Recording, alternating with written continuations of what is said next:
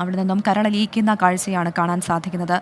ഒരു പറ്റം സന്നദ്ധ പ്രവർത്തകരാണ് അവർക്ക് അന്ത്യയാത്ര ചൊല്ലാനായി ചുറ്റും കൂടിയിരിക്കുന്നത്. 16 പേരുടെ മൃതദേഹമാണ് ആദ്യഘട്ടത്തിൽ സംസ്കരിക്കുന്നത്. അതിനുള്ള നടപടിക്രമങ്ങൾ ഇപ്പോൾ അവിടെ പുരോഗമിക്കുകയാണ്. CHCയിൽ നിന്നും നേരിട്ട് മൃതദേഹങ്ങൾ ഈ പുത്തുമലയിലേക്ക് എത്തിച്ച് അവിടെ സർവ്വമത പ്രാർത്ഥനയോടുകൂടി അതിനുശേഷം ഓരോ മൃതദേഹമായി പ്രത്യേകം ഒരുക്കിയിരിക്കുന്ന കുഴിയിലേക്ക് സംസ്കരിക്കുകയാണ് ചെയ്യുന്നത്. സർക്കാരിന് നൽകാൻ കഴിയുന്ന ഏറ്റവും നല്ല യാത്രയയപ്പ് തന്നെ ഇത് പറയേണ്ടിയിരിക്കുന്നു. കാരണം ആരെന്നും എന്തെന്നും അറിയില്ല, ഇവരിൽ എത്ര പേർ, ഇവരുടെ കുടുംബാംഗങ്ങൾ ഇപ്പോൾ ജീവിച്ചിരിപ്പുണ്ട് എന്നറിയില്ല. ഇതെല്ലാം അറിയണമെങ്കിൽ ബന്ധുക്കളുടേത് ഉൾപ്പെടെയുള്ള സാമ്പിളുകൾ ശേഖരിച്ച് DNA പരിശോധനയ്ക്ക് അയക്കണം. DNA പരിശോധനാ ഫലം വരേണ്ടതുണ്ട്. അതൊക്കെ ഇനിയും ദിവസങ്ങളെടുക്കും. പക്ഷേ അത്രയും ദിവസം കാത്തു നിൽക്കാനാകില്ല എന്നതുകൊണ്ടാണ് ഇവരെ ഇപ്പോൾ കൂട്ടമായി സംസ്കരിക്കുന്നത്. അത്രത്തോളം ജീർണിച്ച അവസ്ഥയിലാണ് മൃതദേഹങ്ങളുള്ളത്. അതുകൊണ്ട് അത് സൂക്ഷിച്ചു വെക്കാനാകാത്ത സാഹചര്യമുണ്ട്. അതുകൊണ്ടാണ് സർക്കാർ ഇത്തരത്തിലൊരു നടപടിയിലേക്ക് ഇപ്പോൾ കടന്നത്. കരളലിയിക്കുന്ന കാഴ്ച വയനാട്ടിലെങ്ങും ഈ കഴിഞ്ഞ ഒരാഴ്ചയായി നമ്മൾ കാണുന്നത് ഈ സമാനമായ രീതിയിൽ മനസ്സ് ഉറഞ്ഞു പോകുന്ന അല്ലെങ്കിൽ രക്തം ഉറഞ്ഞു പോകുന്ന കാഴ്ചയാണ്. ഒരിക്കലും ഇത് മറ്റാർക്കും വരുത്തരുതേ എന്ന് നമ്മൾ ആഗ്രഹിക്കുന്ന തരത്തിലുള്ള കാഴ്ചയാണ്. ജീവിച്ചിരിക്കുമ്പോൾ പല മതത്തിൽ വിശ്വസിച്ച് പല സംസ്കാരത്തിൽ ജീവിച്ചിരുന്ന ആളുകൾ ഇപ്പോൾ ഇതാ ഒന്നായി ഒരേ മണ്ണിന്റെ ഭാഗമാകാൻ പോവുകയാണ്. ഒരുപക്ഷെ അവരിൽ പരസ്പരം അറിയുന്ന ആളുകൾ ഉണ്ടാകും, അല്ലാത്ത ആളുകൾ ഉണ്ടാകും. ചിലപ്പോൾ ഈ എസ്റ്റേറ്റിൽ ജോലി ചെയ്യാനായി എത്തിയ അന്യസംസ്ഥാന തൊഴിലാളികൾ അടക്കം ഉണ്ടാകാനുള്ള സാധ്യതയുണ്ട്. ഏത് നാട്ടുകാരാണെന്ന് പോലും അറിയില്ല. അവിടെ ചൂരൽമലയിൽ സംസ്കരിക്കുന്നു. 3 മൃതശരീരങ്ങളാണ് ഇവിടേക്ക് നേരത്തെ എടുത്ത കുഴിമാടങ്ങളിലേക്ക് എത്തിയിട്ടുള്ളത്. സന്നദ്ധ പ്രവർത്തകർ കുഴിമാടങ്ങളുടെ ഉള്ളിലേക്ക് ഇറങ്ങി, നമ്മൾ ദൃശ്യങ്ങളിൽ കാണുന്നതാണ്. അവർ 3 സന്നദ്ധ പ്രവർത്തകർ PPE കിറ്റൊക്കെ ധരിച്ച 3 സന്നദ്ധ പ്രവർത്തകർ ഈ കുഴിമാടത്തിലേക്ക് ഇറങ്ങി ആ മൃതശരീരം അവരുടെ കൈകൊണ്ട് വാങ്ങിയാണ് ആ കുഴിമാടത്തിലേക്ക് അവർ വെക്കുന്നത്. അതിനുശേഷം മറ്റുള്ളവർ മണ്ണിട്ട് മൂടുകയാണ്, ഓരോ കുഴിയും മണ്ണിട്ട് മൂടുകയാണ്. ഇതാ മൂന്നാമത്തെ മൃതശരീരം സംസ്കരിക്കുന്നു. നമ്മൾ തൊട്ടു മുമ്പ് കണ്ടതാണ്. സർവമത പ്രാർത്ഥനയോടെയായിരുന്നു ഈ 16 പേരെയും യാത്രയാക്കിയത്. ആദ്യം ക്രൈസ്തവ മതാചാര പ്രകാരമുള്ള പ്രാർത്ഥനകൾ ആദ്യഘട്ടത്തിൽ നടന്നു. രണ്ടാമത് ഈ ചൂരൽമലയിലെയും അതുപോലെ മുണ്ടക്കയിലെയുമൊക്കെ ഹൈന്ദവ ക്ഷേത്രങ്ങളുടെ പ്രധാനപ്പെട്ട പുരോഹിതന്മാർ അവിടെ എത്തി ഹൈന്ദവ ആചാര പ്രകാരമുള്ള പ്രാർത്ഥനകൾ രണ്ടാമത് നടന്നു. മൂന്നാമതായി മുസ്ലിം മഹല്ല് കമ്മിറ്റിയുടെയൊക്കെ നേതൃത്വത്തിൽ മയ്യത്തു നമസ്കാരം നടന്നത് നമ്മൾ കണ്ടതാണ്. അങ്ങേയറ്റം വൈകാരികമായ നിമിഷമാണ്. പ്രത്യേകിച്ച് ഇവിടെ എത്തിയിരിക്കുന്നത് നാട്ടുകാരെന്ന് പറയുമ്പോൾ അത് പുത്തുമലയിലെ നാട്ടുകാരുണ്ട്. തൊട്ടപ്പുറത്ത് ഈ ദുരന്തം ഈ നാടിനെ തന്നെ തുടച്ചു നീക്കിയ ദുരന്തമുണ്ടായ ചൂരൽമലയിലെയും മുണ്ടക്കയിലെയും അവശേഷിക്കുന്ന നാട്ടുകാരുണ്ട്. ക്യാമ്പുകളിൽ കഴിയുന്നവർ പലരും ഇവിടേക്ക് എത്തിയിട്ടുണ്ട്. നേരത്തെ നമ്മൾ ആവർത്തിച്ച് പറയുന്നത് പോലെ ഒരടയാളവും ബാക്കി വെക്കാതെ തിരിച്ചറിയാൻ ഒരു നുള്ളും ബാക്കി വെക്കാതെ ഈ ഭൂമിയിൽ നിന്ന് വിട്ടുപോയവരാണ്. ഒരു 3.5 മണിക്കൂർ സമയം കൊണ്ട് ഈ ഭൂമിയിൽ നിന്ന് തുടച്ചു നീക്കപ്പെട്ടവരാണ്. ഒരു രാത്രി ഉറങ്ങുന്നതിനിടയ്ക്ക് ഒരു മഴപ്പെയ്ത്തിൽ ഒരു കനത്ത പേമാരിയിൽ ഉരുളെടുത്തു പോയവരാണ്. അവർ ഏതെങ്കിലുമൊക്കെ സമയത്ത് തങ്ങൾ കണ്ടവരാകാം, മിണ്ടിയവരാകാം, പരിചയപ്പെട്ടവരാകാം എന്നുള്ളതാണ് ഈ വന്നു നിൽക്കുന്ന ആളുകളുടെ ഉള്ളിലെ അവരുടെ വികാരം, അവരുടെ ഫീൽ അങ്ങനെയാണ്. അത്തരത്തിൽ തീർത്തും വൈകാരികമായി അവർ നിൽക്കുന്നു. ഈ പുത്തുമലയിലെ ഈ ഭൂമിക്ക് ഇരുവശങ്ങളിലുമായി അവർ നിൽക്കുകയാണ്. അത്തരത്തിൽ അവിടെ വന്ന ആളുകളെ ഈ കുഴിമാടങ്ങളിലേക്ക് അടുത്തേക്ക് എത്തണ്ട എന്നുള്ളൊരു നിർദ്ദേശമുണ്ട്. കാരണം അവിടുത്തെ തിക്കും തിരക്കും മറ്റും ഒഴിവാക്കുന്നതിന് വേണ്ടിയും ആ സംസ്കാര നടപടികൾ കൃത്യമായി തന്നെ നടക്കുന്നതിന് വേണ്ടിയുമാണ് ആ നടപടി സ്വീകരിച്ചിട്ടുള്ളത്. പക്ഷേ അവർക്കെല്ലാവർക്കും നേരത്തെ സർവമത പ്രാർത്ഥനയിൽ പങ്കെടുക്കാനും അവിടെ ആ മൃതദേഹങ്ങൾക്ക് ആദരമർപ്പിക്കുന്നതിനുള്ള സൗകര്യം ചെയ്തിരുന്നു.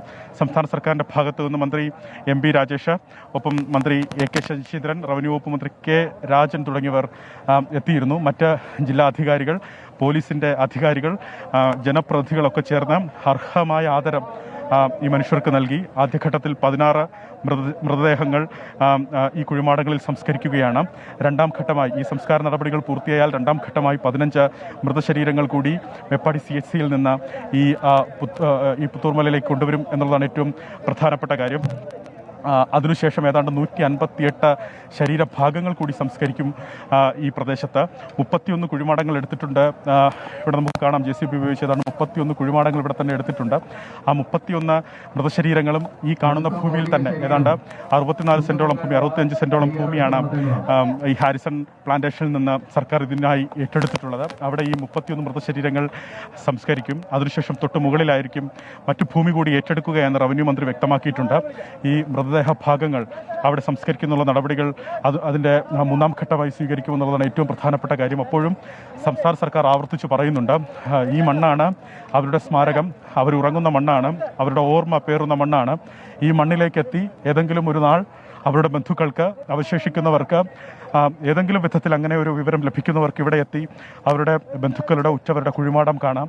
ആ കുഴിമാടത്തിലേക്ക് എത്തി അവരുടെ ഉറ്റവർ ഇവിടെയാണ് അന്തി ഉറങ്ങുന്നത് എന്നവർക്ക് ആശ്വസിക്കാം. ഒരു ആശ്വാസത്തിനുള്ള, ജീവിതാവസാനം വരെ ഓർക്കുന്നതിനുള്ള ഒരു ആശ്വാസത്തിനുള്ള ഒരു കണിക, ഒരു തരിമ്പ് ഇവിടെ അവശേഷിക്കുന്നുണ്ട്. അതിനുള്ള നമ്പറുകൾ ആ മിസാൻ കല്ലിൽ കൊത്തിവെക്കുന്നുണ്ട്. ആ നമ്പറിൽ അവരുടെ DNA പരിശോധനാ ഫലം, അവരുടെ ജനിതക വിവരം, ആ DNA പരിശോധനാ ഫലം ആ കല്ലിൽ കൊത്തിവെക്കുന്നുണ്ട്. ആ കല്ലിൽ കൊത്തിവെച്ചിരിക്കുന്ന ആ നമ്പർ അത് സർക്കാരിൻ്റെ DNA ലൈബ്രറിയുമായാണ് കണക്ട് ചെയ്തിരിക്കുന്നത്. ആ വിവരങ്ങൾ, ആ ജനിതക വിവരങ്ങൾ സർക്കാരിൻ്റെ പക്കലുണ്ട്. അങ്ങനെ ഏതെങ്കിലും തരത്തിൽ എവിടെയെങ്കിലും അവശേഷിക്കുന്ന മനുഷ്യർ, ചില മനുഷ്യർ ഇപ്പോൾ ക്യാമ്പുകളിലാകാം, പരിക്കുപറ്റി ആശുപത്രികളിൽ കഴിയുന്നവരുണ്ടാകാം, അതല്ല ഇവിടേക്ക് എത്താൻ സാധിക്കാത്തവരുണ്ടാകാം. അങ്ങനെയുള്ള മനുഷ്യർ പിന്നീടൊരു ദിവസം, പിന്നീടൊരു കാലത്ത് മേപ്പാടിയിൽ നിന്ന് കൂടുതൽ മൃതദേഹങ്ങൾ എത്തിക്കുകയാണ് പുത്തുമലയിലേക്ക്. ആംബുലൻസുകൾ പുറപ്പെടുന്നു. ഷഹദ് റഹ്മാനുണ്ട് ഇപ്പോൾ വിവരങ്ങളുമായി. ഷഹദ്, നേരത്തെ 16 പേരുടെ മൃതദേഹമാണല്ലോ എത്തിച്ചത്. ഇപ്പോൾ ആംബുലൻസുകൾ പുറപ്പെട്ടു കഴിഞ്ഞു മേപ്പാടിയിൽ നിന്ന് വീണ്ടും. എന്തൊക്കെയാണ് വിവരങ്ങൾ ഷഹദ്?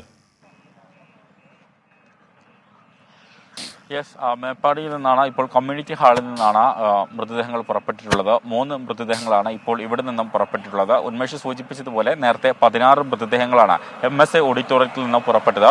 ഇനി വൈത്തിരി റിസോർട്ടിൽ നിന്ന് 9 മൃതദേഹങ്ങൾ കൂടി പുറപ്പെടാനുണ്ട്. അതിനു വേണ്ടിയിട്ടുള്ള ആംബുലൻസുകൾ ഇപ്പോൾ ആ മേഖലയിലേക്ക് പോയിട്ടുണ്ട്. അതുപോലെ തന്നെ ഈ MSA ഓഡിറ്റോറിയത്തിൽ കൂടുതൽ മൃതദേഹങ്ങളുണ്ട്. അതുകൂടി ശേഖരിച്ച്, അല്ലെങ്കിൽ അതുകൂടി ഈ ഇവിടേക്ക് എത്തിക്കേണ്ടതുണ്ട് എന്നുള്ളതാണ് മനസ്സിലാക്കാൻ സാധിക്കുന്നത്. ഇപ്പോൾ ഇവിടെ നിന്നും, അതായത് ഞാൻ നിൽക്കുന്ന കമ്മ്യൂണിറ്റി ഹാളിൽ നിന്നും 3 മൃതദേഹങ്ങളാണ് കൊണ്ടുപോയിട്ടുള്ളത്. നേരത്തെ 16 മൃതദേഹങ്ങൾ കൊണ്ടുപോയിട്ടുണ്ടായിരുന്നു. ഉന്മേഷ് നൽകിയത്. അങ്ങനെ മേപ്പാടി CHCയിൽ നിന്ന് കൂടുതൽ മൃതദേഹങ്ങൾ സംസ്കാരത്തിനായി കൊണ്ടുപോകുന്നു. ഇപ്പോൾ അവിടെ നിന്ന് 3 മൃതദേഹം കൊണ്ടുപോയി എന്നാണ് ഷഹദ് റഹ്മാൻ നൽകിയ വിവരം. സജോ ദേവസ്യ കൂടി ചേരുന്നുണ്ട്. സജോ, ഇപ്പോൾ ഈ 16 മൃതദേഹം അത് സംസ്കരിക്കാനുള്ള നടപടികൾ പുരോഗമിക്കുകയാണ്. അതിനിടെ തന്നെ കൂടുതൽ മൃതദേഹം ഇവിടേക്ക് എത്തിക്കുന്നുണ്ട്. അങ്ങനെ ഈ സംസ്കാര ചടങ്ങുകൾ ഇനിയും നീളാനുള്ള സാധ്യത എത്രത്തോളമുണ്ട്?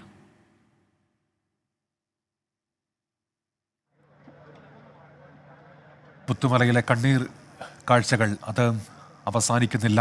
നമ്മൾ ഇന്നലെ കണ്ടതാണ്. ഇന്നലെ രാത്രി വൈകിയും അവിടെ സംസ്കാര ചടങ്ങുകൾ ഉണ്ടായിരുന്നു. 8 പേരുടെ മൃതദേഹം അവിടെ എത്തിച്ച് സംസ്കരിച്ചിരുന്നു. സർവമത പ്രാർത്ഥനയുണ്ടായിരുന്നു. ആ നാട്ടിലുള്ളവരൊക്കെ അവിടേക്ക് എത്തിയിരുന്നു. ആരുടേതെന്നറിയാത്ത, തിരിച്ചറിയാൻ കഴിയാത്ത മൃതദേഹങ്ങളാണ് ഇന്നലെ പുത്തുമലയിൽ എത്തിച്ച് സംസ്കരിച്ചത്. നമ്മൾ ആ കാഴ്ചകൾ കണ്ടതാണ്. പുത്തുമലയിൽ സമാനമായ കാഴ്ചകൾ തന്നെയാണ്. സങ്കടമലയാകുന്നു ഇവിടെ. പുത്തുമലയുടെ ഒരു ഭാഗത്തുകൂടി ഒഴുകുന്ന തോട് എന്നതൊരു സങ്കടത്തിൻ്റെ പുഴയായി മാറുന്നു എന്നതാണ്. അത്രയും വൈകാരികമായ മുഹൂർത്തമാണ്. ഒന്നിനു പുറകെ ഒന്നായി പ്രിയപ്പെട്ടവരുടെ മൃതദേഹങ്ങൾ, അവരെ നമുക്ക് അറിയില്ലെങ്കിൽ കൂടിയും ഈ നാട്ടിൽ ആ അപകടത്തിൻ്റെ ദുരന്തം അല്ലെങ്കിൽ ആ അപകടം ആ മനുഷ്യരുടെ മേലേക്ക് നിപതിക്കും മുൻപ് വരെ എത്ര കളിചിരികളോടെ, സന്തോഷത്തോടെ കുരുന്നുകൾ മുതൽ വയോധികർ വരെ അധിവസിച്ചിരുന്ന ഒരു ഭൂമിയുടെ മീതേക്ക്, ആ ഒരു പ്രദേശത്തിൻ്റെ ആകെ മുകളിലേക്ക്, അവരുടെ പല കൂരകളുടെ മുകളിലേക്ക് ആർത്തലച്ചു വന്ന മലവെള്ളം, മണ്ണ്, ചെളി, കല്ല് അവയെല്ലാം കൊണ്ടുപോയ മനുഷ്യരാണ്. അവരെ അതിനു മുൻപ് വരെ തിരിച്ചറിയുന്ന അനേകം മനുഷ്യർ ഈ പ്രദേശങ്ങളിലെല്ലാം ഉണ്ടായിരുന്നു. പുത്തുമലയും യഥാർത്ഥത്തിൽ ഈ അപകടം നടന്ന, ദുരന്തം നടന്ന സ്ഥലത്തോട് അധികം ദൂരെയില്ലാത്ത സ്ഥലമാണ് പുത്തുമല. ആ പുത്തുമലയിൽ അടക്കമുള്ള ഈ മേഖലയിലുള്ള മനുഷ്യർക്കെല്ലാം പരസ്പരം അറിയാമായിരുന്നു. ഇന്ന് പക്ഷേ നമ്മൾ അവരെ തിരിച്ചറിയുന്നില്ല, അവരാരൊക്കെയാണെന്ന് തിരിച്ചറിയുന്നില്ല. അവർ കേവലമായ ഒരു നമ്പറിൻ്റെ അടയാളം കൊണ്ട് മാത്രം ഇപ്പോൾ രേഖപ്പെടുത്തുന്നു. അത് കണക്ക് ബുക്കിലെ അല്ലെങ്കിൽ ഈ പ്രൊഫൈൽ ലൈബ്രറിയിലെ ഇപ്പോൾ തയ്യാറാക്കുന്ന രേഖകളിലെ ഒരു നമ്പർ മാത്രമായി മാറിപ്പോകുന്നു. എത്ര വിഷമകരമായ, എത്ര ഖേദകരമായ, അങ്ങേയറ്റം ദൗർഭാഗ്യകരമായ, നമ്മെ അങ്ങേയറ്റം ദുര്യോഗം എന്ന വാക്കുകൊണ്ട് പോലും വിശേഷിപ്പിക്കാൻ കഴിയാത്ത വിധം വേദനിപ്പിക്കുന്ന ഒന്നാണ്. ഇത്തരം കാഴ്ചകൾ ഉണ്ടാകരുതേ എന്ന് നമ്മൾ ആഗ്രഹിക്കുന്നു. പക്ഷേ അപ്പോഴും ആ ആഗ്രഹങ്ങൾക്ക് ഇനി പ്രസക്തിയൊന്നുമില്ല. വാക്കുകൾ ഇത്തരം ഘട്ടങ്ങളിൽ പലപ്പോഴും അപ്രസക്തങ്ങളായി പോകുന്നു. കൂട്ടമായി കുഴിമാടമെടുത്ത് നമ്മുടെ സഹോദരങ്ങൾക്ക് വിട നൽകുക എന്നതിൽ പരം ഒരു ദുസ്തുതി ആർക്കെങ്കിലും വന്നു ചേരാനുണ്ടോ ഇനി എന്നാണ്. നമ്മുടെ നാടിന് ഇങ്ങനെ ഒരു ദുരന്തം ഇതുപോലെ വന്നു ചേർന്നിട്ടുണ്ടോ ഇതിനു മുൻപ്? അങ്ങനെയൊന്നുമില്ല. അങ്ങനെ ഒരു അനുഭവത്തെ നമ്മൾ നേരിട്ടിട്ടില്ല. അങ്ങനെ ഒരു സങ്കടക്കടലിനെ മറികടക്കേണ്ട സാഹചര്യം നമുക്കുണ്ടായിട്ടില്ല. മഹാമാരിയും പ്രളയവും ഒക്കെ നമ്മൾ നേരിട്ടു. ഒരുപാട് മനുഷ്യർ അതിനൊക്കെ ഇരകളായി. പക്ഷേ അപ്പോഴും ഒറ്റ രാത്രി കൊണ്ട് ഒരു സ്ഥലത്ത് ഉറങ്ങിക്കിടന്ന മനുഷ്യർ ഒന്നാകെ വിട പറഞ്ഞു പോകുന്നു. അവരിൽ കുറേയധികം മനുഷ്യർ ഇപ്പോഴും അടരുകളിൽ എവിടെയൊക്കെയോ ഉണ്ട്. അവരെ കണ്ടെത്താൻ കഴിഞ്ഞില്ല. ഉറ്റവർ അവരുടെ പ്രിയപ്പെട്ടവരെ തിരഞ്ഞ് കരഞ്ഞ് തളർന്നു മടുത്തു. ഈ മനുഷ്യരെ തന്നെ തിരിച്ചറിയാൻ എത്രയോ മനുഷ്യർ പലതവണ ആ മോർച്ചറിയുടെ പടികൾ കയറിയിറങ്ങി. അവരെത്ര തവണ സന്നദ്ധ പ്രവർത്തകരെയും ഉദ്യോഗസ്ഥരെയും ഒക്കെ കണ്ട് അവരുടെ DNA സാമ്പിളടക്കം നൽകിയില്ലെങ്കിൽ പിന്നെയും വന്നു നോക്കി. ആഭരണങ്ങൾ വല്ലതുമുണ്ടോ, ഞങ്ങൾക്ക് തിരിച്ചറിയാൻ കഴിയും വിധം അവരുടെ ശരീരത്തിൽ വിരലുകളിൽ എന്നൊക്കെ നോക്കാൻ വേണ്ടി പിന്നെയും വന്നു. പക്ഷേ ഇനിയിപ്പോൾ തിരിച്ചറിയലിൻ്റെ സാധ്യതകളൊന്നുമില്ല എന്ന് നമുക്കറിയാം. അത്രയും വലിയ ദുരന്തമാണ്. നമ്മൾ ദുരന്തമുഖത്ത് ദുരന്തഭൂമിയിൽ കണ്ട ഭീതിതമായ ദൃശ്യങ്ങൾ അനവധിയുണ്ട്. പക്ഷേ അതിനും അപ്പുറത്തേക്ക് ഈ കാഴ്ചകൾ എന്തുകൊണ്ടാണ് നമ്മെ വല്ലാതെ ഉള്ളു പിടയുന്ന കാഴ്ചയായി മാറുന്നത്, നമ്മളെ പിന്നെയും മനസ്സിൽ ആഴത്തിൽ മുറിവേൽപ്പിച്ചു കൊണ്ടിരിക്കുന്നതെന്നത് കൂട്ടമായി കുഴിമാടങ്ങളെടുത്ത് ആരെങ്കിലും നമുക്ക് സംസ്കരിക്കേണ്ടി വരുമ്പോൾ അതിലും വലിയ ദുരന്തം ആ നാടിന് എത്രത്തോളമുണ്ട്, ആ ദുരന്തം എത്രത്തോളമാണ് മനുഷ്യരെ എടുത്തത് മുതൽ അത് നമ്മൾ തിരിച്ചറിഞ്ഞു, മനസ്സിലാക്കി, ഉൾക്കൊണ്ട് തുടങ്ങുന്നു. മനുഷ്യർ അതിജീവിച്ച് തുടങ്ങാൻ ശ്രമിക്കുന്നു, അല്ലെങ്കിൽ ആ വഴിയെ സഞ്ചരിച്ചു തുടങ്ങുന്നു. അപ്പോഴും ഈ കാഴ്ച എത്ര വലിയ ദുരന്തത്തിൻ്റെ ദുര്യോഗമാണ് ഈ നാടൊന്നാകെ നേരിടുന്നത്, എത്ര വേദനാജനകമാണ് അത് എന്നതാണ്. ഒരു അടുപ്പിച്ച് വെച്ചിരിക്കുന്ന കൂരകളിൽ ഒരുമിച്ച് സന്തോഷം പങ്കിട്ട മനുഷ്യർ, ഒരുമിച്ച് പിറ്റേന്നത്തേക്ക് എത്രയോ തീരുമാനങ്ങൾ എടുത്തിരുന്ന മനുഷ്യർ, അവിടെയൊക്കെ അവരുടെ ജീവിതം ഈ അത്യധ്വാനത്തിലൂടെയൊക്കെ കരുപ്പിടിപ്പിച്ച അനേകം മനുഷ്യരുണ്ട്. അവരിൽ ചിലരൊക്കെയാണ്, അവർ പരസ്പരം അറിയാവുന്നവരാണ്. ഇപ്പോൾ പക്ഷേ നമുക്ക് അവരെ തിരിച്ചറിയാൻ കഴിയുന്നില്ല. ഇനി അവശേഷിക്കുന്ന സാധ്യത DNA സാമ്പിൾ വെച്ച് ഉറ്റവരാരെങ്കിലും ഇനി എപ്പോഴെങ്കിലും എത്തുന്നുണ്ടെങ്കിൽ തിരിച്ചറിയാൻ സാധ്യമാകുന്നൊരു നമ്പർ മാത്രം കല്ലിൽ കുറിച്ചിട്ട് പുത്തുമലയുടെ മണ്ണിൽ കുറേ പുതുമണ്ണിൽ ഒരുക്കിയ കുടീരങ്ങൾ അങ്ങനെ ഒന്നൊന്നായി വീണ്ടും വർദ്ധിച്ചു വരികയാണ്. 16 മൃതദേഹങ്ങളാണ് ഇങ്ങോട്ടേക്ക് എത്തിച്ചത്. ഒന്നൊന്നായി സംസ്കരിക്കുന്നു. ഇനി 14 മൃതദേഹങ്ങൾ കൂടി മേപ്പാടിയിൽ നിന്നടക്കം ഇങ്ങോട്ടേക്ക് ആംബുലൻസുകളിലായി എത്തുന്നു. അതിൻ്റെ ആംബുലൻസുകൾ അവിടെ നിന്ന് പുറപ്പെട്ടു തുടങ്ങുന്നു. അങ്ങനെ വരിവരിയായി ആംബുലൻസിൻ്റെ ശബ്ദം പിന്നെയും കേൾക്കേണ്ടി വരുന്നു, കാണേണ്ടി വരുന്നു. അവയൊക്കെ മൃതദേഹങ്ങളും വഹിച്ചുകൊണ്ട് പിന്നെയും തുടരെ വരുന്നു. അവരെയൊക്കെ പുറത്തേക്ക് ഇറക്കുന്നു, സംസ്കരിക്കുന്നു. ശരീരഭാഗങ്ങളായി ലഭ്യമായവരുണ്ട്, പൂർണ്ണമായ ശരീരാവസ്ഥകളിൽ കിട്ടിയിട്ടില്ല. ആ ശരീരഭാഗങ്ങൾ കൂടി ആണ് നമ്മൾ പലയിടത്തു നിന്നായും ആളുകൾ സാഹസികമായും ചാലിയാറൊക്കെയും മരണം ഒഴുകി നടക്കുന്നൊരു പുഴയായി മാറുമെന്ന് സ്വപ്നേബി കരുതാൻ നമുക്ക് കഴിയുമായിരുന്നില്ല. ആ സ്ഥലത്തു നിന്നൊക്കെ കണ്ടെടുത്ത ശരീരഭാഗങ്ങളുണ്ട്. അവയൊക്കെ ഇനിയും സംസ്കരിക്കണം. 200ഓളം കുഴിമാടങ്ങൾ ഒരു ഭാഗത്ത് അങ്ങനെ തയ്യാറാക്കുന്നു.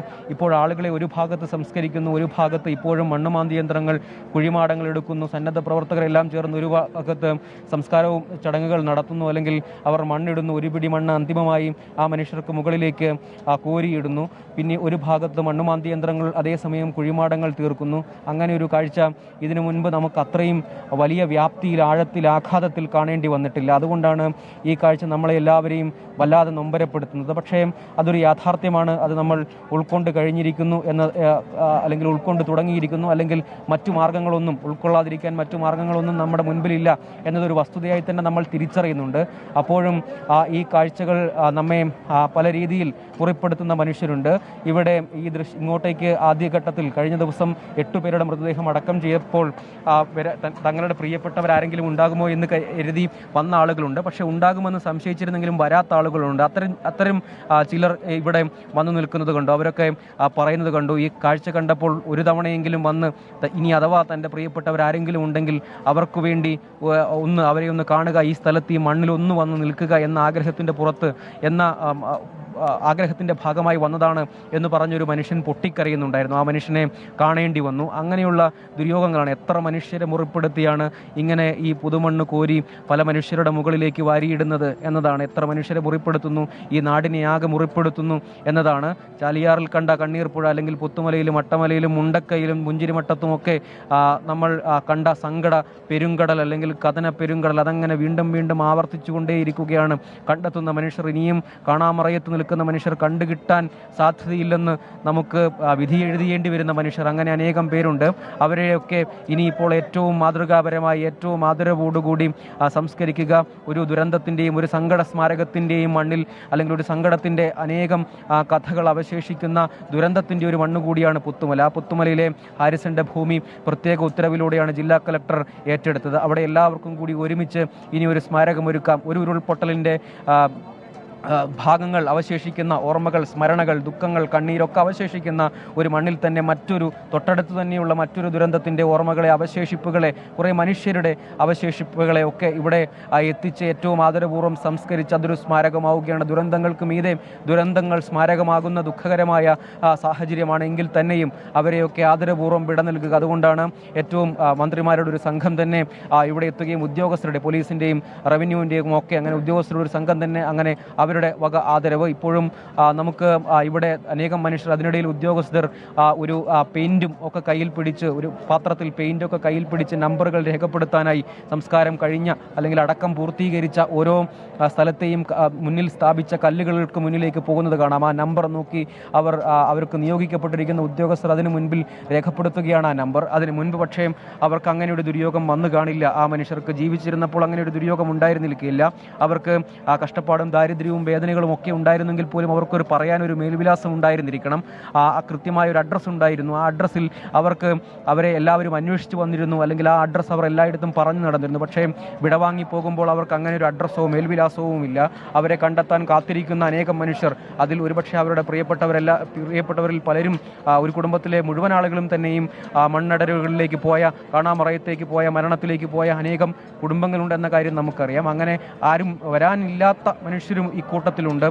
മറ്റ് പല ദേശങ്ങളിൽ നിന്നും വന്ന് അവിടെ പാർത്ത് തൊഴിലെടുത്ത അനേകം മനുഷ്യരും അവിടെയുണ്ട് എന്ന് നമുക്കറിയാം. അത്തരം ആളുകളൊക്കെ തന്നെയുണ്ട്. പക്ഷേ അങ്ങനെ ജീവിച്ചിരുന്നപ്പോൾ അവർക്കെല്ലാം അഡ്രസ്സ് ഉണ്ടായിരുന്നു, അവർക്ക് സ്വന്തമായി ഒരു ഐഡൻറ്റിറ്റി ഉണ്ടായിരുന്നു. പക്ഷേ ആ ഐഡൻറ്റിറ്റി പോലും ആ ദുരന്തം നിഷേധിക്കുന്നുണ്ട്. അത്ര ക്രൂരമായ ഒരു ദുരന്തത്തിൻ്റെ ഇരകളായി അവർ മാറുന്നുണ്ട്. അങ്ങനെ പിന്നെയും കേരളത്തെ പല രീതിയിൽ, പല ആവർത്തി, പല രൂപത്തിൽ നമ്മളെ ചിന്തിപ്പിക്കുകയും അതേസമയം തന്നെ കരയിപ്പിക്കുകയും ഒക്കെ ചെയ്യുന്ന സന്ദർഭമായി ഇത് മാറുകയാണ്. മഹാമാരിക്കാലത്ത് പോലും നമ്മുടെ നാട്ടിൽ അത്തരം കാഴ്ചകൾക്കൊന്നും നമുക്ക് സാക്ഷ്യം വഹിക്കേണ്ടി വന്നിട്ടില്ല.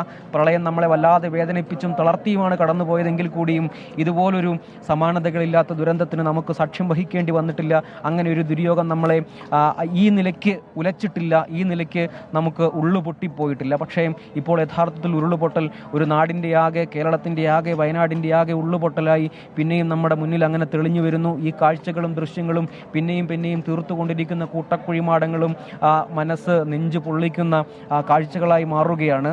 അത് ഏറ്റവും ആദരപൂർവ്വം തന്നെ ആ കാര്യങ്ങളെ നമ്മൾ പങ്കുവെക്കുന്നതിൻ്റെ കാരണവും അതുതന്നെയാണ്. ആ ആദരവ് നമ്മൾ നൽകേണ്ടതാണ്. ദുരന്തം സംഭവിച്ചു, ആ മനുഷ്യർ നമ്മളെ വിട്ടുപോയി, അവരെ ഒടുവിൽ നമുക്ക് തിരിച്ചറിയാനും കഴിയാതെ പോയി എന്നതാണ്. ആ ഒരു തിരിച്ചറിവിനും പോലുമുള്ള നീതി ലഭ്യമായില്ല.